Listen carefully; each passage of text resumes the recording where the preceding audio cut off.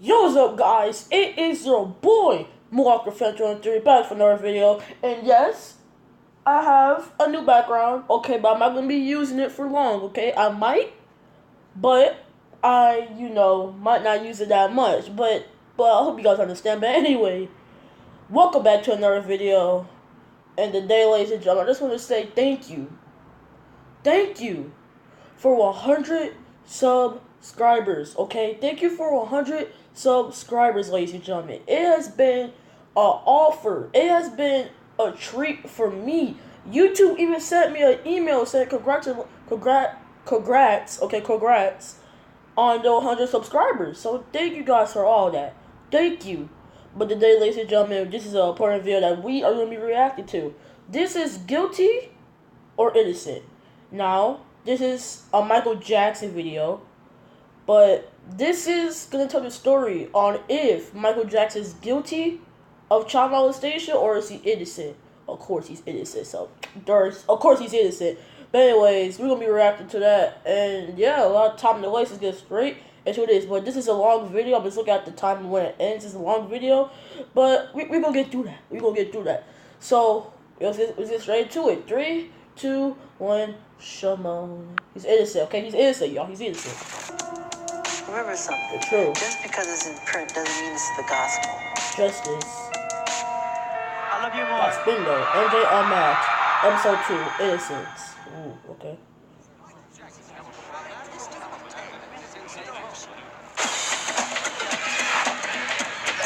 June 13th marks the day Michael Jackson was vindicated on all 14 charges in 2005. Oh. However, okay. media's unprofessional coverage and false narratives, ignoring the verdict altogether, even to this day, has led to suspicion and doubt amongst some people. Was Michael Jackson actually innocent or just not guilty?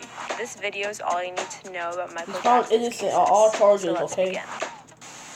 Ever since Michael Jackson was a child, as early as the age of 5, all he did was perform.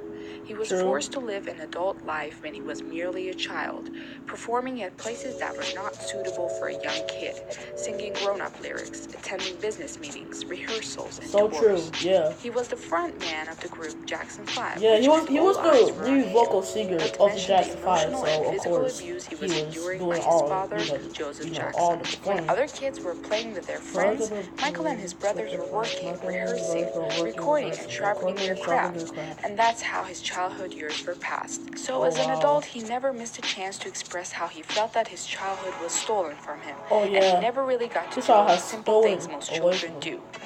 My childhood was completely taken away from me. There was no Christmas, there was no birthdays. It was not a normal childhood. No normal pleasures of childhood. Those were exchanged for hard work, struggle, and pain. But as an awful price, I cannot recreate that part of my life. Also, as a part of his religious beliefs, being raised a Michael's Jehovah's Witness, innocent. Like, come on now. this Shouldn't even have to be a debate to innocent. Of course, Michael's found not guilty of all charges. How did 1993 case happen? Oh. The first case happened in the summer of 1993. It started when a boy went to Neverland, and then the parents were like claiming or saying that Michael molested that kid. But of course, the kid claimed that. So, yeah, but the parents just wanted the money. Keep in mind that Michael would often befriend families and their children, such as the Casio family. So hanging out with the Chandler family was not unique at all, and Jordan Chandler was not anyone special in his life, as opposed to some portrayals by the media or by Evan and Ray Chandler. I went up and shook Jordy's hand. He seemed like a nice kid. This wasn't the first time I'd met another kid through Michael. Like my own, Jordy's family was one of many Michael families never had a childhood. Although the cast that's why he does this. The second family. He never had a childhood. He never gets to experience the stuff that we experience to this day. There was always room for more. To me, Jordy and his family seemed pleasant and unexceptional. So of course, Evan gets jealous of the friendship between his son and Michael, and he starts to form the fixed idea this that the have to be relationship between them is sexual. Although he has no evidence of it, and his son himself states to him that nothing in the apartment has happened. Probably it is no coincidence that this suspicion of Evan emerges at the same time when Jackson refuses to comply with his demands, such as building an addition to his house or making him a partner in a film production company Jackson has just founded. Right. He reveals his alleged concerns about the relationship between his son and Michael to a lawyer named Barry K. Rothman. Rothman offers to help him to end the relationship by either filing a restraining order against Jackson or a custody lawsuit against June.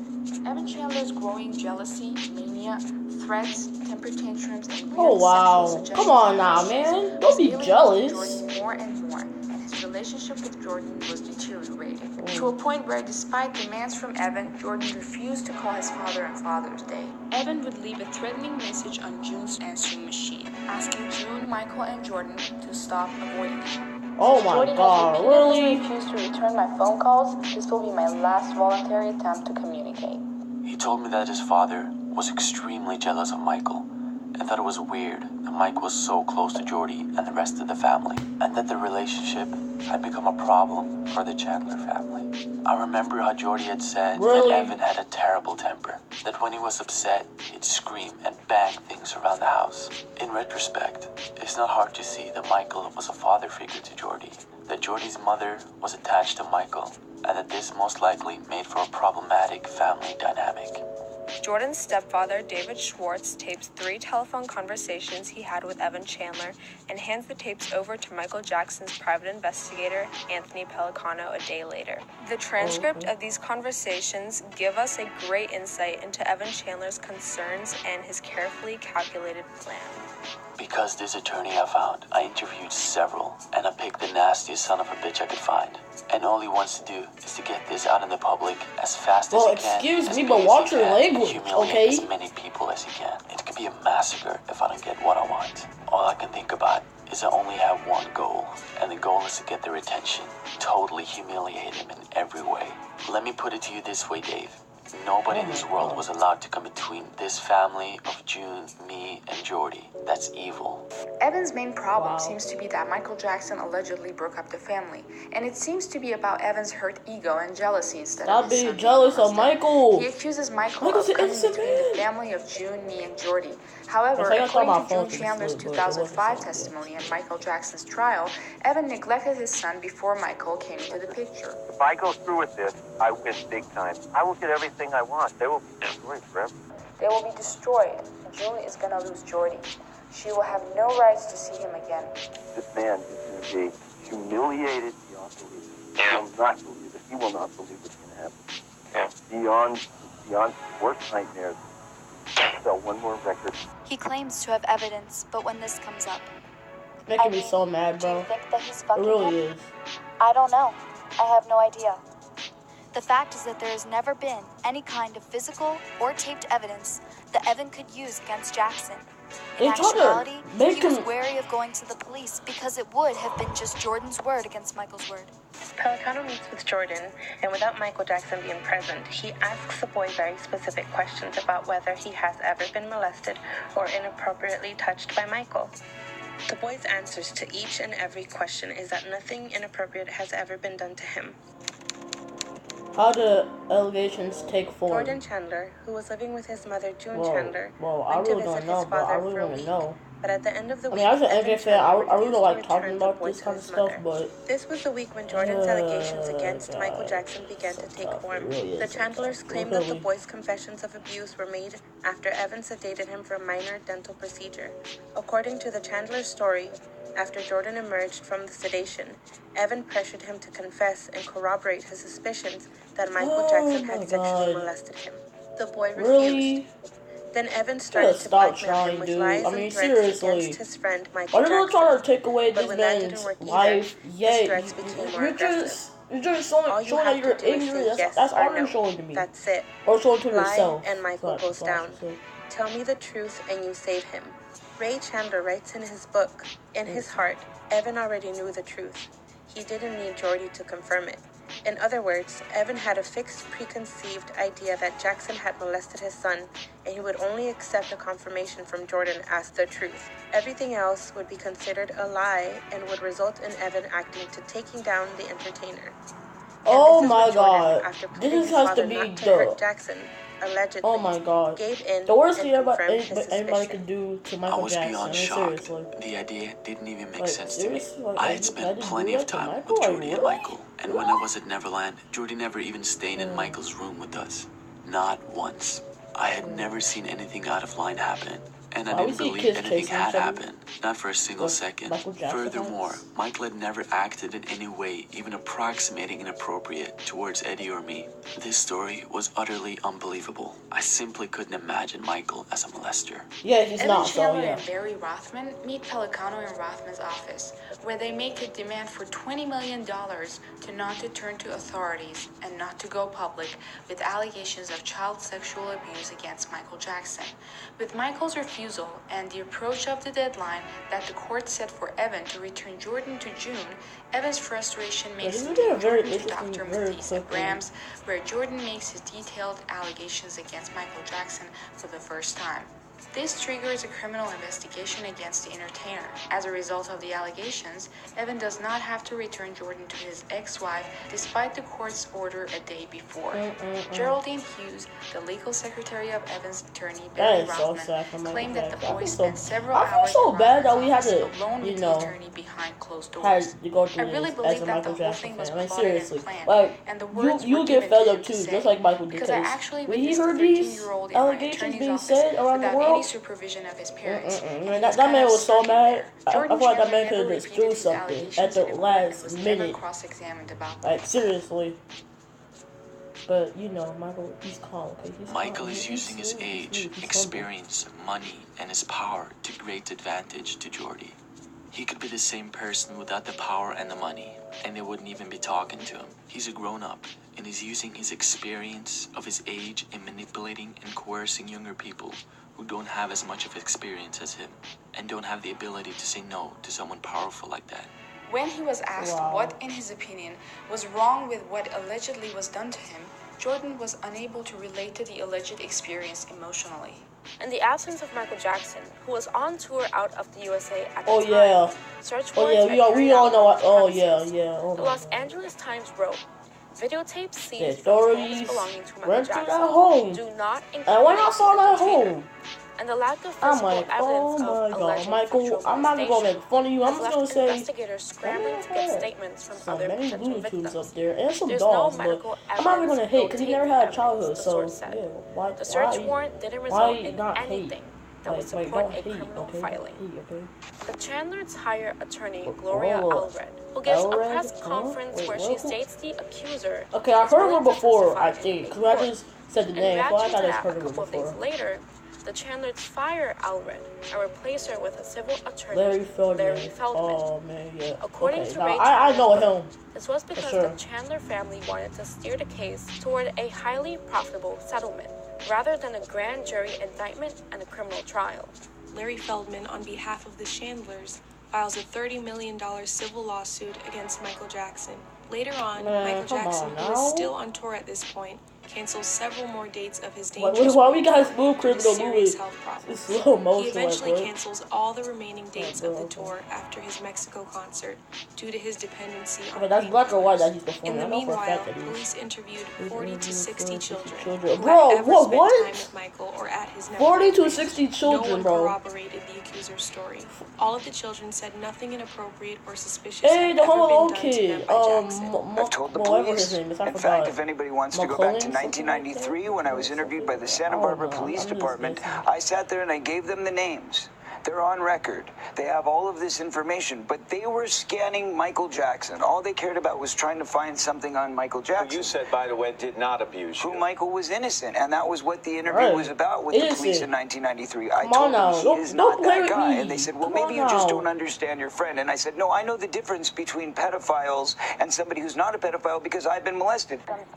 Something bad about a child that made me feel really mad. Or her. Or is it he? When you'd have sleepovers and you'd stay in the same room in the same bed, did that seem unusual to you at all? I mean, the long care tells it all, but happened. You know, I mean, nothing really. I mean, we played video games. On December of 1993, Michael Jackson returns to the United States and is strip searched. His genitalia and body are photographed and videotaped by authorities. That scared me. Okay, now when I first saw that, bro, on YouTube, when I first came about Michael Jackson, based on the body search, when I saw that scared the heck out of me. So that's sometimes giving me nightmares. I'm not even gonna lie. Because it was so scary. It was so scary. Did Jordan's descriptions match with Michael's body? Oh, snap. The fact that Michael Jackson was not arrested after the strip search and indicted by any of the 2 grand juries which were convened against him indicates that, despite Sneddon's claims, there was no match.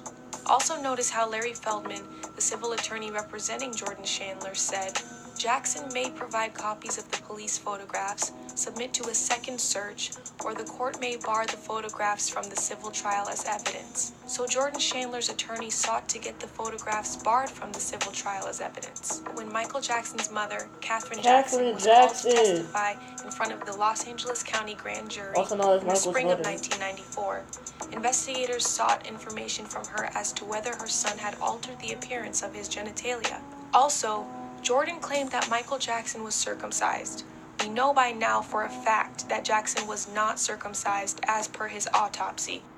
It was claimed the diagram was given to Evan Chandler by Jordan, so we are to believe that these were the words and writings of a 13-year-old. However, based on the instructions and notes like my theory, it rather seems to be an instructional brainstorming session, speculating what Jackson's private parts looked like.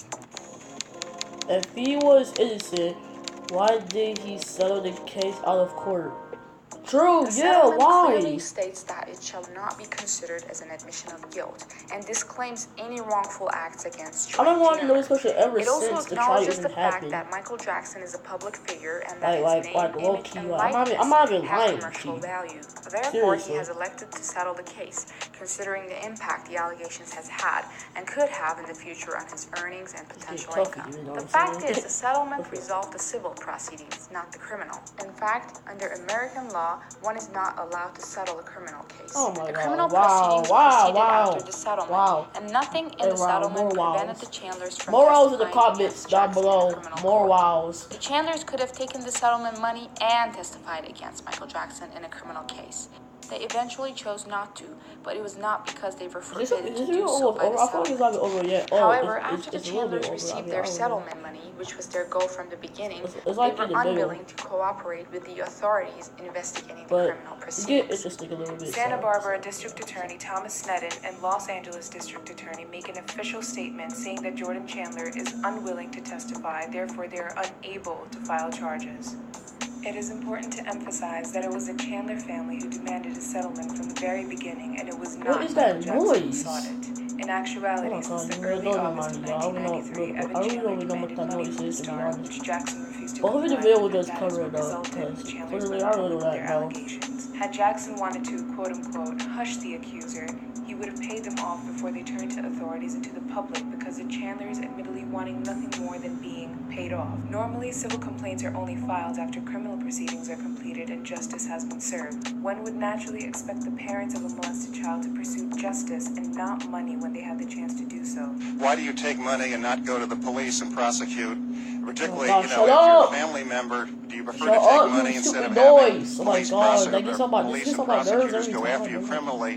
What does that tell you about the situation? The hostile media campaign against Michael Jackson might have also contributed to a decision to settle. Tabloid shows paid people for sensational stories that supported the allegations. Business partners and advisors urged him to put the matter out of his mind and get on with his life and business.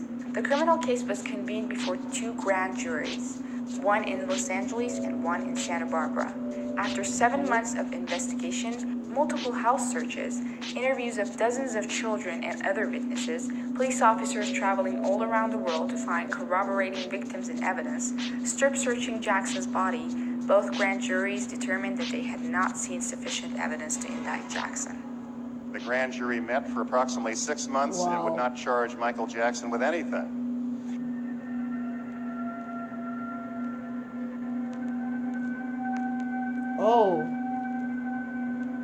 Oh wow, so they were trying to testify against Michael Jackson? Really? Showed up. He's the one who got a settlement in the early 90s. Really? Now my understanding is the prosecutors tried to get him to show up and he wouldn't. If he had, I had witnesses who were going to come in and say he told them it never happened and that he would never talk to his parents again for what they made him say. And it turned out he had gone into court and gotten legal emancipation from his parents. His mother testified that she hadn't talked to him in 11 years. How did the 2005 case happen? Okay, now, if you're a Michael Jackson fan, everybody should even know this. You don't even have to read all this. Matter of fact, I should have skipped this. Because I already know how this even started. I already know how this even started. Yeah, I just said it in the beginning, by the way. Becomes ill with a rare type of cancer. While at the hospital, Gavin asks comedian Jamie It all started when this boy was at Neverland with Michael Jackson, and then the parents wanted the boy to say Michael Jackson molested the boy, and it didn't happen, and then he, all that other stuff. Gavin Starr asked to sleep I in know, Jackson's but I bed. don't want to. This is the night that is referenced in the 2003 Martin Bashir documentary entitled Living with Michael Jackson. Oh yeah, I saw this. Even though both Gavin and Jackson made it clear that while the kids slept on the bed, Jackson slept on the floor. Oh yeah, we all know this story right here. Documentary is Living with Michael Jackson. Did not sleep in the same bed as Gavin and Starr, but he also insisted on his personal assistant Frank Cassio to sleep in the room as well. Michael says, "Okay, I have a I'm not solution gonna for say this." it, but if you guys saw that interview, if you guys think the same way I'm probably thinking, then Two children slept on the bed, and Michael and I slept on the floor.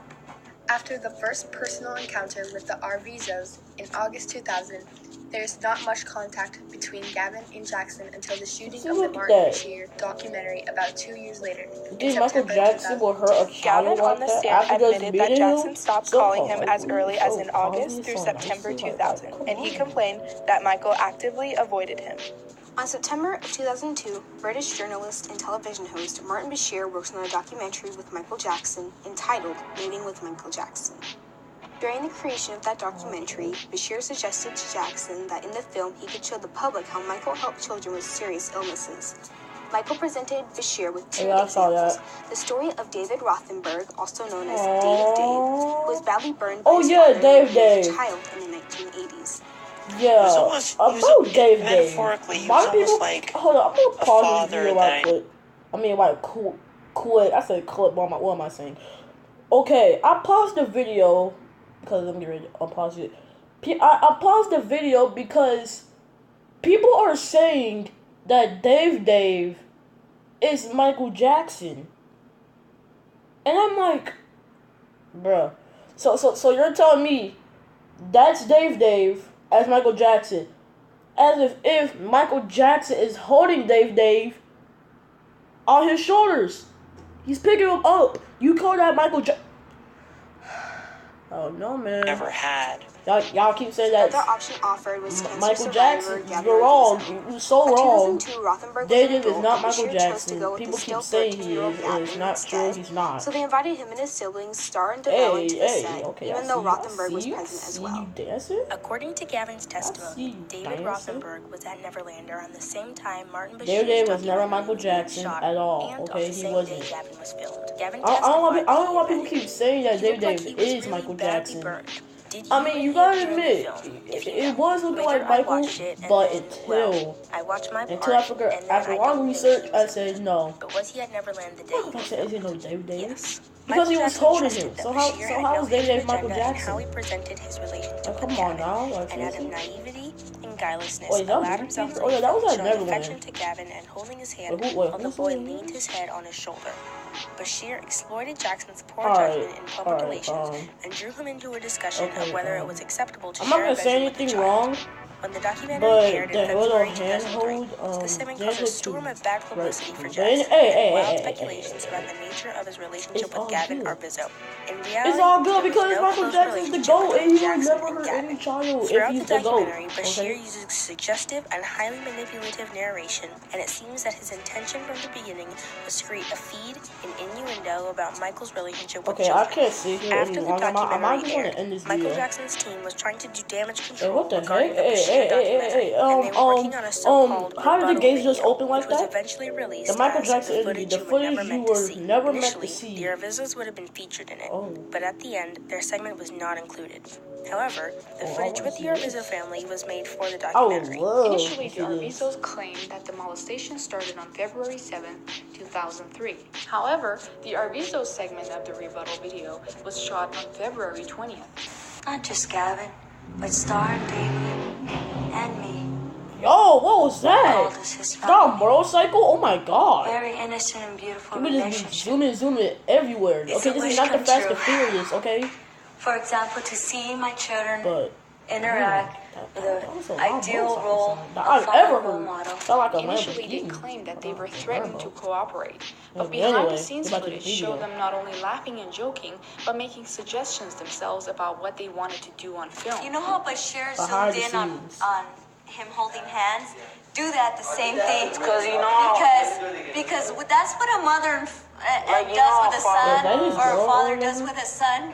Oh, we're on camera? I wasn't paying attention because the motorcycle thing was making After too the much change noise. in their timeline, the Arvizos claimed that Jackson had molested Gavin between February 20th and March 12th, 2003. So the story that the Arvizos you guys see much of my videos that where my batteries say 15% was that Michael and all that Jackson other had stuff. started molesting So Gavin I'm just making sure that 38. While all this was already ongoing, a public outrage because of the Bashir so it's over, okay. As a I can't believe we made it this far. We made it this far in the video. Allegations We're doing so great right now, guys. Jackson's We are. We're doing super relationship great. with children, and specifically Gavin Arvizo, a high media interest. Tabloids trying to hunt down the Arvizo family. A DCFS investigation. Another investigation by the Santa Barbara County Sheriff's Department. They just Jackson's arrested him. PR But don't worry and because legal team working he got out. overtime He on got damage out like control quick as snow. No, he got out quick like the Flash and Simon mixed up together. Except that they're both fast. Innuendo. To believe the Arvizo story, you have to believe that all while this was happening, Jackson suddenly started molesting Gavin Arvizo, even though for 3 years he had not touched him and not even trusted him and his family. You also have to believe that even though he didn't molest nobody. What you talking about? By the DCFS and the Santa Barbara County Sheriff's Department began, he started molesting him while this is exactly the story that the Arvizo family ended up with after they were forced to change their initial timeline because of the discovery of the so-called rebuttal. Why is it so dark? Since there's no material evidence that would link Michael Jackson to the alleged crime, the case eventually came down to the credibility I of the don't see accuser how and his family. He molested him. I think we proved this had assisted his mother in a false sexual harassment claim against Jason. Why would he do that? He was a child who took a sworn deposition to support her claim that she'd been sexually attacked in a parking lot by security guards, and we proved it was completely, utterly bogus. Chris Tucker testified that this family who was accusing Michael Jackson had tried to hustle him. They wanted his car. They kept asking him for money. And he flew to Miami, and he met Michael Jackson at a hotel, and he said, "Be careful, something is wrong." Between 2003 and 2005, the Arvizos told their stories several times. The public does not have access to each of these interviews, but the material that we do have access to already reveals a timeline that changed significantly during the course of the investigation, changing the allegations in content and creating a lot of contradictions. It was those contradictions. The number of alleged molestations claimed by Gavin changed a couple of times between 2003 and 2005. It went from at least 5 instances to less than 5 times to later 7 occasions. By the time the case went to trial, this number became 2. In an early interview in 2003, Gavin said that his grandmother told him that men have to masturbate, otherwise they may rape women. However, on the stand, Gavin claimed it was Michael who told him that. When confronted with the contradiction on the stand by Thomas Messereau, Gavin tried to get out of it by claiming they both told him the same thing. I can't even This isn't the only time their testimonies were contradictory. Watt Starr, Gavin's brother, had allegedly seen Michael do to his brother, whether or not Gavin and Starr had ever been into Michael's room. Completely different accounts and stories of seeing Michael naked while Gavin didn't even know there were patches on Michael's body. Details about how and when Michael showed them pornographic magazines and websites, and Starr's initial claims to have been inappropriately touched as well, which was later disappeared altogether, are few of these contradictions. Janet Arvizo tried to portray Michael Jackson as the clingy one who tried to attach himself to her family and especially Gavin. However, this claim became hard to defend when during the investigation, cards and letters written by the Arvizo family to Jackson were discovered in which they begged for the singer's attention because he was not answering their phone calls. 10 felony counts, not guilty. 4 lesser included misdemeanor counts, not guilty. Didn't even hang him on misdemeanors. Kids went into his room, their parents were there too. The parents were allowed to stay over with the children. And the way it was mischaracterized and mispresented to try and get a conviction was scandalous. It was wrong. You know, like he always told me, you know, he said we're all See, look at that. You call that molesting kids right there? Put on a puppet show. And you call that molesting kids. The media, just the way they reported the case. I'm gonna have to end the video right here. Because I think it's going to be over. Yes, it's going to be over like in a minute. We've been recording for like 30 minutes, I think. So this has been a long video, but unfortunately, I'm gonna have to wrap it up right here because it's going to be over. And plus, I don't know when it's going to be over because it'll be all over and stuff like that, all that stuff. He was almost a metaphorical hero, and he was also a literal hero. Metaphorically, he was almost like once again, a kids, father that I never or had. once again the rumors. Well, Dave is not Michael Jackson. Quite honestly. Okay, I'm sick of telling. I'm just gonna keep saying. Dave taught me so many things. He's taught me about loving animals, vegetarianism, animal rights, environmental. I mean, he might look like him, but he's not. He's not. Oh, I have nothing but amazing memories from the entire time that I knew him and was friends with him. I can't say enough good things. He just had this unconditional love. He was so pure. We loved him, family. He was family. Yes, he's different. Yes, he's a musical genius. Yes, he's had his problems. Yes, he's a human being. And no, he's not a criminal. I hope there's not a part 2 to this, because I am never doing this. Oh, that's it! That's it, ladies and gentlemen. I think that's it. Give a round of applause. Because we have made it so far into this video that I didn't even want to make it. Because I didn't see what time it was going to end. But you know what? We officially made it to the end. So, yeah. Sorry about the noise in the background, okay? I will try to edit that out. Hopefully the video edited out. But thanks for watching. Hey, guys, we're almost at 100 subscribers. We're at 100 subscribers. So, yeah. Thank you for that. And by the way, guys, tomorrow is the day I started this YouTube channel. So I'll make a video about that too. I'm gonna tell you how I started this YouTube channel and how I even, made it. Because tomorrow is the anniversary of when I made this YouTube channel. I say about a 1-year anniversary, kind of like that. I don't know. It's an anniversary, okay? It's an anniversary. But it's been a ride and I have enjoyed it. Tomorrow is the anniversary of when I started my YouTube channel, so be on the lookout for that for tomorrow. Also, don't forget to subscribe, like, and comment below what you want me to react to next. And yeah, that's all I have to say, I think. Walker Fan 313, out.